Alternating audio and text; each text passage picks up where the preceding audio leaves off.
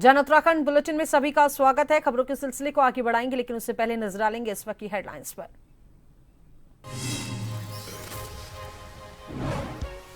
देहरादून में सीएम सैनी ने बंसल की माता को दी श्रद्धांजलि। इन्वेस्टर मीट उत्सव पर मुख्यमंत्री बोले, उत्तराखंड निवेश का भरोसेमंद केंद्र बन रहा। धामी सरकार की कार्यशैली को सराहा।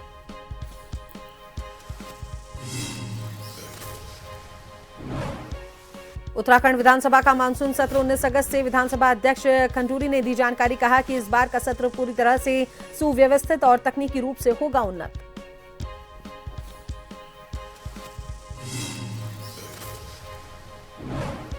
मानसून और चारधाम यात्रा को लेकर मंत्री सतपाल महाराज की पीसी। भारी बारिश और भूस्खलन के चलते प्रदेश के 119 सड़कें बंद। चारधाम यात्रा में 40 लाख से अधिक श्रद्धालु पहुंचे।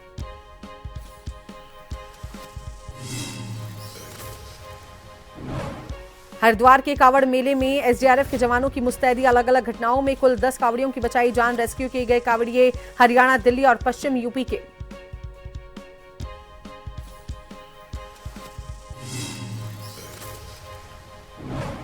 उत्तराखंड में कल बारिश का ऑरेंज और येलो अलर्ट। मलबा आने से लगभग 40 सड़कें बंद। आवागमन बाधित। बंद रास्तों को खोलने का किया जा रहा प्रयास।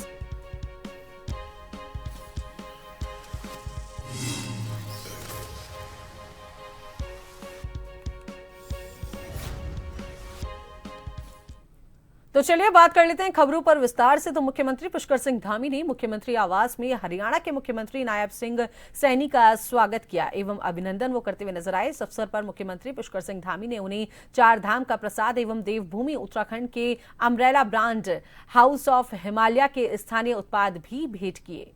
तो वहीं मुख्यमंत्री पुष्कर सिंह धामी और हरियाणा के मुख्यमंत्री के मध्य दोनों राज्यों के हितों से संबंधित विभिन्न सामुदायिक विषयों पर चर्चा की गई।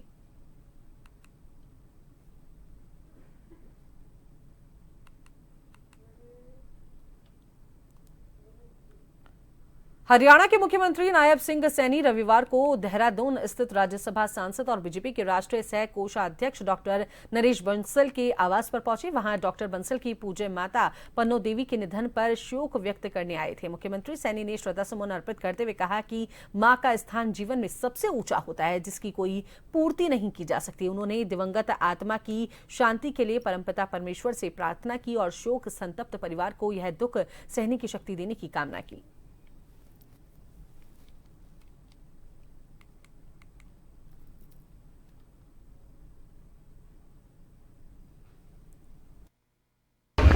अपने नरेश बंसल जी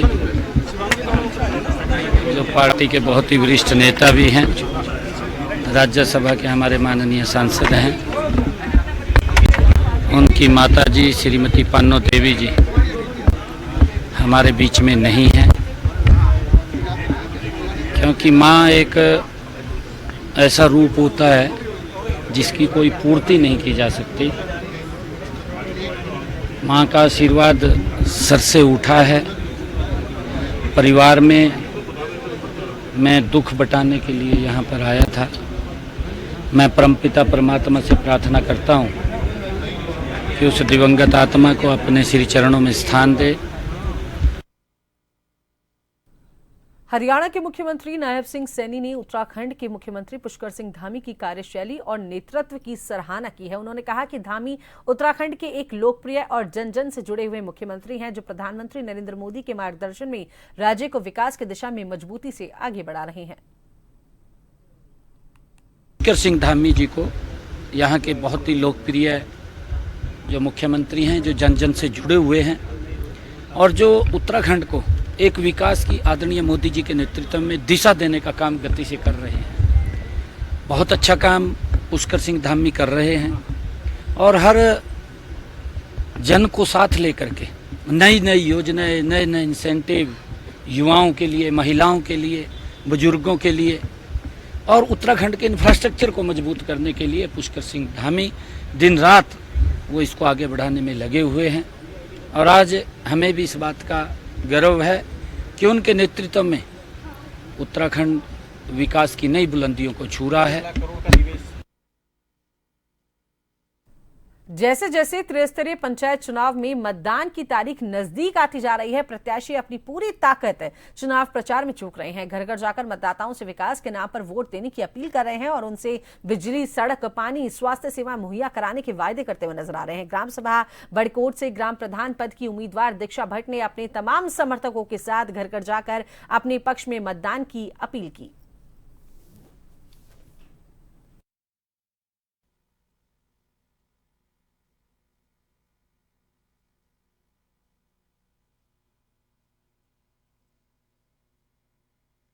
सबसे ये कहना चाहूँगी कि मैं अभी व्यर्थ की बड़ी बड़ी घोषणाएं न करते हुए यही कहूँगी कि जो सरकार के द्वारा जितनी भी योजनाएं हमारी ग्राम सभा के लिए दी जाएंगी, मैं उन्हीं सभी योजनाओं को अपने क्षेत्र में क्रियान्वित करने का पूरा प्रयास करूँगी। बाकी जितनी क्षेत्र की समस्याएं होंगी उनको आप सभी के सहयोग से निवारण करने का पूरा प्रयास करूँगी।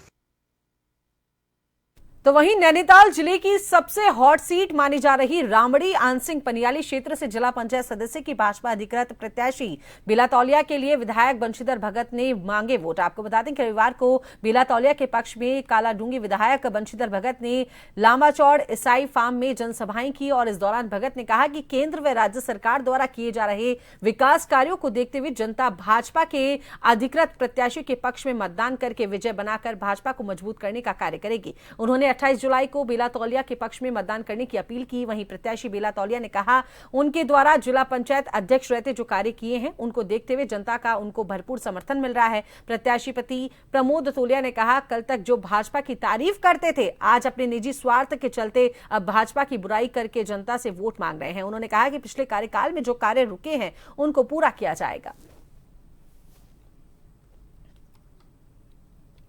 तोला जी भारतीय जनता पार्टी की उम्मीदवार है और उनका अपना एक अनुभव है। 5 साल जिला पंचायत अध्यक्ष रही है। मैं समझता हूँ कि प्रत्येक व्यक्ति तक उनकी पहुँच है और भारतीय जनता पार्टी की उम्मीदवार होने के नाते हम बिल्कुल खुल के उनके साथ हैं और उनको विजयी बनाएंगे और बम्पर वोटों से बनाएंगे, बहुत अच्छे वोटों से। जो डैमेज कंट्रोल हो रहा है उसको कैसे आप देखते हैं? कैसे? कोई डैमेज नहीं हो रहा। जो कल तक कह रहे थे भारतीय जनता पार्टी बहुत अच्छी है, आज कह रहे खराब है, तो इससे कोई डैमेज होगा? वो नहीं पूछेंगे कल तक जो तुम कह रहे थे अच्छी है, आज टिकट नहीं मिला तो खराब हो गई। भारतीय जनता पार्टी का अधिकृत प्रत्याशी बनाया। मैं सारे समस्त प्रदेश संगठन और जिला संगठन सभी का आभार प्रकट करता हूं और उसके पश्चात जो हमारे क्षेत्र की जनता और क्षेत्र के समस्त कार्यकर्ता जो 21 रामड़ी पनियाली आनसिंह में लगभग 15 ग्राम सभा आती हैं, उन सभी ग्राम सभाओं की टोली लगातार इस चुनाव में दौड़ाभागी कर रही है और बिलातौलिया के लिए।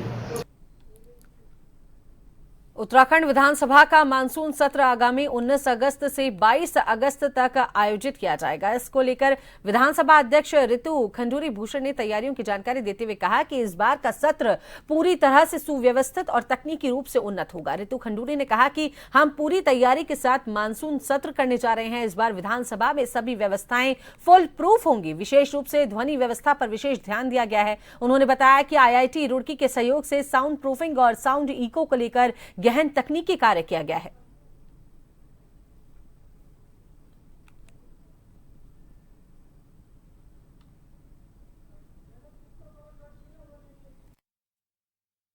तैयारी है। मुझे जैसे मैंने पहले कहा था, पिछली बार हम लोग ने यहाँ पर सत्र इसीलिए किया था क्योंकि मेरी वहाँ तैयारी नहीं थी। इस बार हम पूरी तरह से तैयार हैं।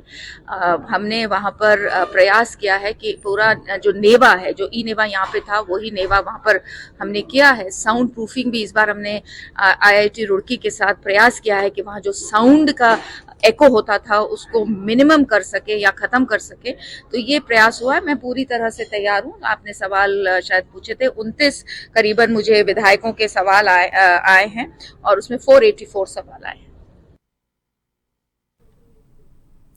तो वहीं हरियाणा के मुख्यमंत्री नायब सैनी ने देहरादून में आयोजित निवेश जो है इन्वेस्टर जो मीट उत्सव था उसको लेकर बड़ा बयान दिया है। उन्होंने कहा कि यह आयोजन न केवल उत्तराखंड की आर्थिक प्रगति को गति देने वाला कदम है बल्कि यह दर्शाता है कि राज्य निवेशकों के लिए एक भरोसेमंद और मजबूत केंद्र बन रहा है। मुख्यमंत्री सैनी ने भारत सरकार के गृह मंत्री अमित शाह की विशेष रूप से सराहना करते हुए कहा कि उनकी प्रेरणा और मार्गदर्शन में जो इन्वेस्टर मीट आयोजित की गई वे बेहद सफल रही। उन्होंने कहा कि कल इसका उत्सव मनाया गया जो उत्तराखंड के विकास की दिशा में एक बड़ा संकेत है। उन्होंने उम्मीद जताई है कि इससे राज्य में रोजगार, इंफ्रास्ट्रक्चर और औद्योगिक विकास को नई गति मिलेगी।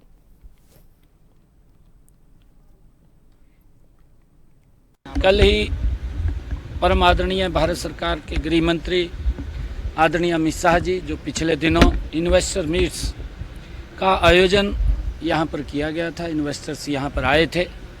कल उस इन्वेस्टर मीट्स का उत्सव वो मनाया गया है। एक बड़ा लोगों को प्रेरित करने वाला विषय है। मैं बधाई देता हूँ।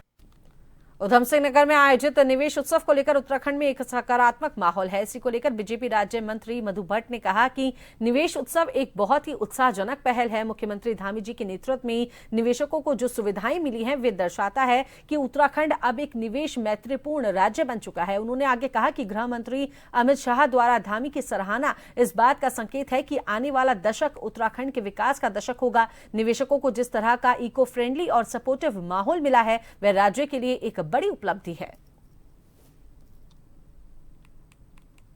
देखिए, बहुत ही उत्सव की बात है और जिस प्रकार से निवेश उत्सव जो मनाया गया, बिल्कुल माननीय मुख्यमंत्री श्री पुष्कर सिंह धामी जी के कुशल नेतृत्व में जो उन्होंने कहा था, G20 का जब सम्मेलन हुआ था, इन्वेस्टर समिट का सम्मेलन यहाँ पर हुआ तो उसके तहत बहुत सारे अनेकों जो इन्वेस्टर्स थे उनकी एक भावना थी कि हम उत्तराखंड में आए और उत्तराखंड में कार्य करें। माननीय मुख्यमंत्री श्री पुष्कर सिंह धामी जी ने उनको सारी जो सुविधाएं जो चाहते थे, जिस प्रकार से वो चाहते थे कि यहाँ का जो एक एटमॉस्फेयर, जो एक फ्रेंडली, इको फ्रेंडली एटमॉस्फेयर उनको जो मिला निवेशकों को, उसका ये फायदा मैं देखती हूँ, उसका लाभ हमारे पूरे उत्तराखंड राज्य को हुआ है। और जो जिस प्रकार से माननीय गृह मंत्री जी ने, अमित शाह जी ने यहाँ पर आकर माननीय मुख्यमंत्री श्री पुष्कर सिंह धामी जी का एक मैं कहूँगी पीठ थपथपाई, तो ये बहुत बड़ा एक मैसेज जाता है।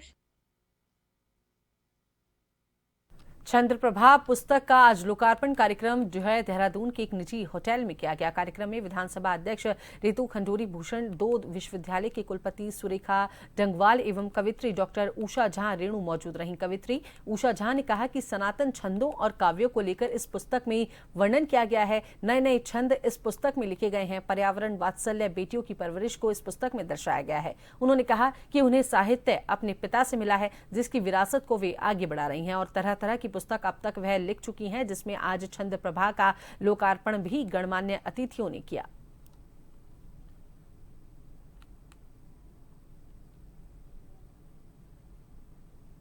देखिए, ऐसा है कि मुझे आज यहाँ पर आकर, जहाँ हमने छंद प्रभा जो उषा झा है रेणु, उनकी जो किताब उन्होंने लिखी है छंद प्रभा, उसका लोकार्पण किया है, मुझे बहुत ही आनंद आया।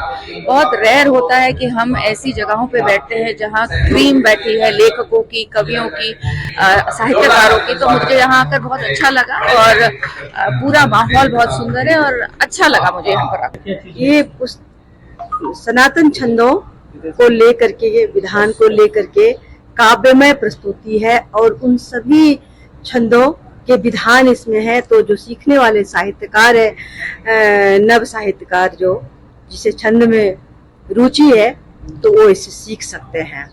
और हर तरह की कविता है, वैसे काव्यमय पुस्तक है ये।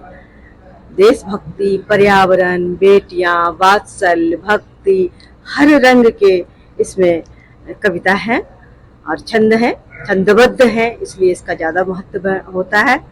उषा झा रेणु, उनकी जो किताब छंद प्रभा है, इसका यहाँ पर विमोचन हुआ है और उन्होंने जीवन के कई आयामों को छंदबद्ध किया है और बहुत ही सरल भाषा में किया है। आप लोगों ने देखा, कुछ लोगों ने गायन किया और पूरे जीवन के उन पक्षों को उन्होंने छुआ है, चाहे मातृ पक्ष हो, प्रेम का पक्ष हो, वीरता का पक्ष हो, श्रृंगार रस हो, और उसे छंदबद्ध किया है। छंद भारतीय साहित्य में कविता का वो पक्ष है जो आपको वेस्टर्न लिटरेचर में नहीं मिलता। वहाँ वर्स फ्री पोइट्री का चलन है और यहाँ पर जब तक छंद नहीं है तब तक कविता नहीं है। तो चलिए वक्त तो चला एक छोटे से ब्रेक का।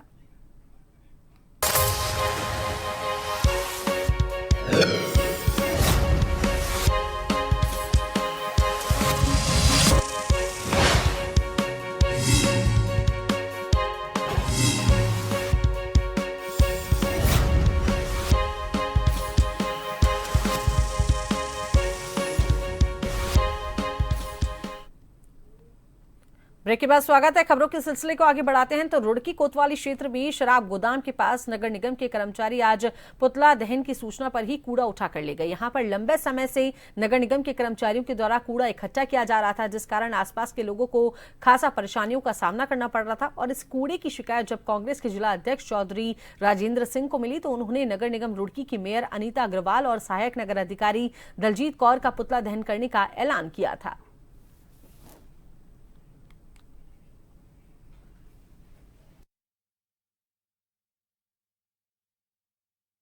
पास 53 सिविल लाइंस में जो वार्ड नंबर 54 सिविल लाइन जो वार्ड नंबर 8 का हिस्सा है, वहाँ पे सारी सिविल लाइंस की गंदगी नगर निगम के लापरवाह अधिकारियों के संरक्षण में इकट्ठी की जा रही थी और फिर यहाँ से ट्रैक्टर ट्रॉली के माध्यम से आगे भेजी जा रही थी। नहीं, हमने जैसे ही रात हमारे साथी जो हैं विकास त्यागी हैं, पंकज हैं और हमारे ये वालिया जी हैं, जब इन लोगों ने वीडियो हमें दी, इन्होंने एसएनए से बात की और एसएनए ने कहा कि संडे है, कल को तो छुट्टी है।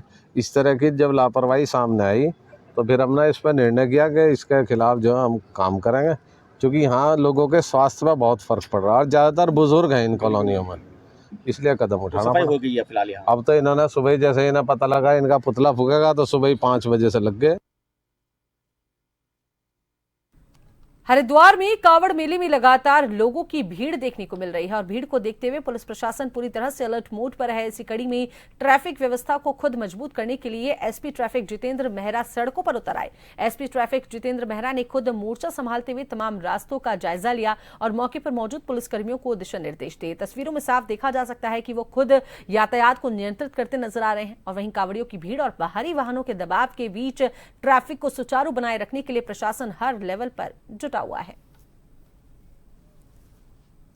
जैसा कि आपको पता है अब डाक कावड़ भी शुरू हो गई है, इसलिए हमने बहुत गहन चिंतन करके मल्टीपल फेजेज में व्यवस्था की गई है। हमने प्लान बी भी बनाया हुआ है, प्लान सी भी बनाया हुआ है। अगर बारिश आती है कंटिजेंसी प्लान उसके लिए बनाया हुआ है कि हमें पार्किंग कैसे रखना है। आप यहाँ देख रहे हैं हम बैरागी पार्किंग में खड़े हैं। हमारे पास डाक कावड़ को लेकर जो मेजर पार्किंग से एक बैरागी पार्किंग है और नीलधारा पार्किंग है।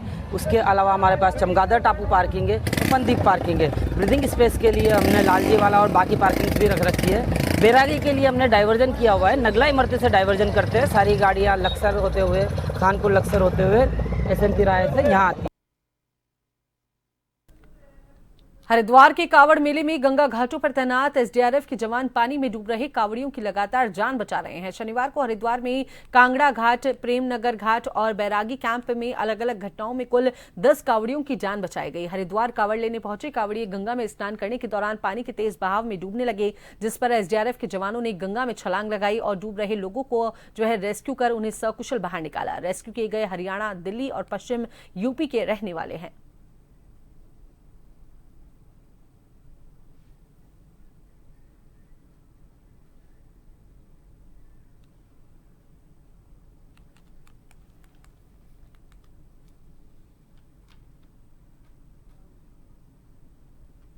दिल्ली से आया हूँ। मैं यहाँ जल लेने आया था गंगा जी पे और नहा रहा था, मैं डूबने लगा तो मेरे को एसडीआरएफ की टीम ने बचाया है, इनका मैं बहुत धन्यवाद करता हूँ। तो वहीं देश की सबसे बड़ी यात्रा रुड़की में कावड़ यात्रा में एकता का संदेश देखने को मिला। मुस्लिम समुदाय सहित सभी धर्मों के लोगों ने कावड़ियों का स्वागत कर पुष्प वर्षा करते हुए शिव भक्तों की सेवा की। वहीं भारत भाईचारा संगठन के अध्यक्ष एपी शर्मा ने कहा कि देश में आज नफरती माहौल है, उसे खत्म करने के लिए हमने ये पहल की है और ये अच्छा कार्य हमेशा से समाज को जोड़ता है।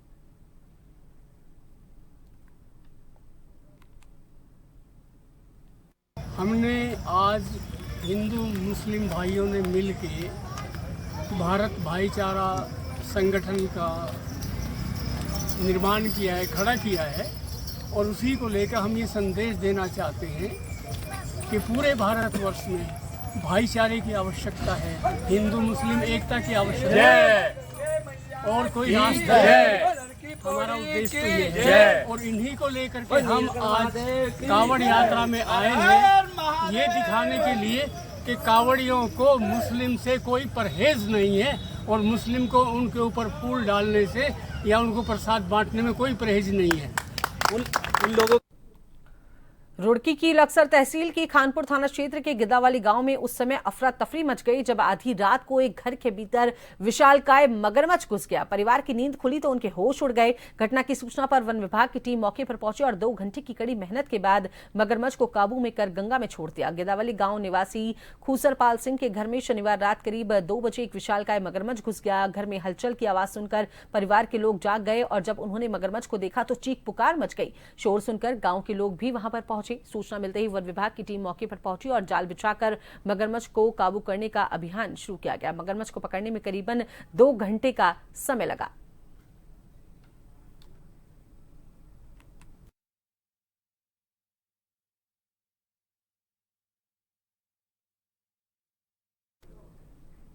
उत्तराखंड के कैबिनेट मंत्री सतपाल महाराज ने मानसून और 4 धाम यात्रा को लेकर अहम जानकारी साझा की है। उन्होंने बताया कि भारी बारिश और भूस्खलन के कारण प्रदेश में 119 सड़कें बंद हुई, जिनमें से कई खोली जा चुकी हैं। सड़क खुलवाने के लिए 631 मशीनें तैनात की गई हैं। 4 धाम यात्रा को लेकर मंत्री ने बताया कि अब तक केदारनाथ में 13 लाख से ज्यादा, बद्रीनाथ में 11 लाख से अधिक, यमुनोत्री में 5.5 लाख और गंगोत्री में 6 लाख से ऊपर श्रद्धालु दर्शन कर चुके हैं। कुल मिलाकर 4 धाम यात्रा में अब तक 40 लाख से अधिक श्रद्धालु पहुंचे हैं। मंत्री ने निर्वाचन क्षेत्र में मतदान सुविधा को लेकर भी संबंधित विभागों को सतर्क रहने के निर्देश दिए हैं।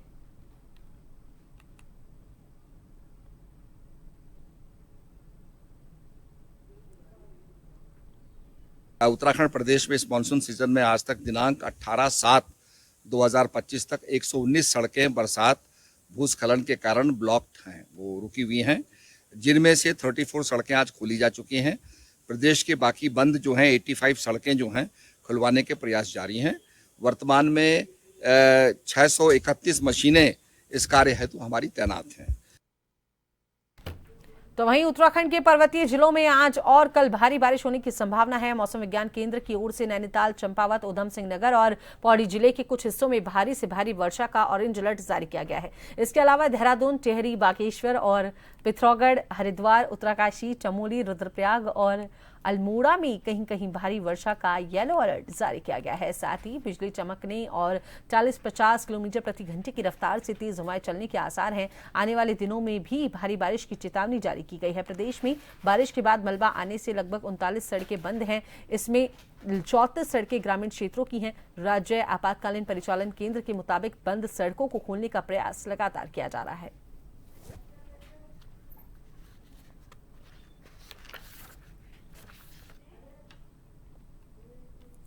तो चलिए एक बार नजर डाल लेते हैं हेडलाइंस पर।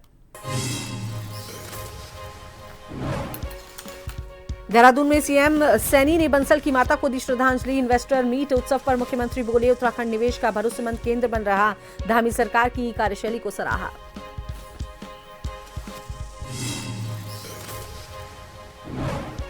उत्तराखंड विधानसभा का मानसून सत्र 19 अगस्त से विधानसभा अध्यक्ष खंडूड़ी ने दी जानकारी। कहा कि इस बार का सत्र पूरी तरह से सुव्यवस्थित और तकनीकी रूप से होगा उन्नत।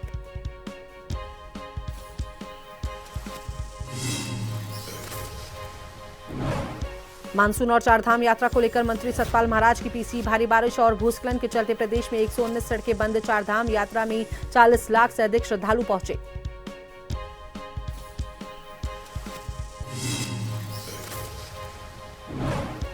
हरिद्वार के कावड़ मेले में एसडीआरएफ के जवानों की मुस्तैदी। अलग अलग घटनाओं में कुल 10 कावड़ियों की बचाई जान। रेस्क्यू किए गए कावड़िए हरियाणा, दिल्ली और पश्चिम यूपी के।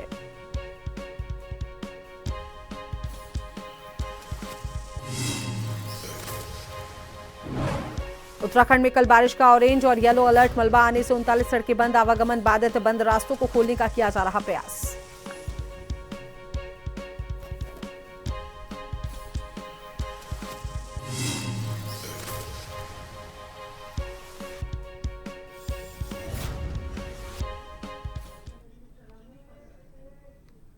तो फिलहाल आज के इस खास बुलेटिन में इतना ही। जल्द होगी मुलाकात नई खबरों नई जानकारियों के साथ। देखते रहिए जन टीवी। नमस्कार।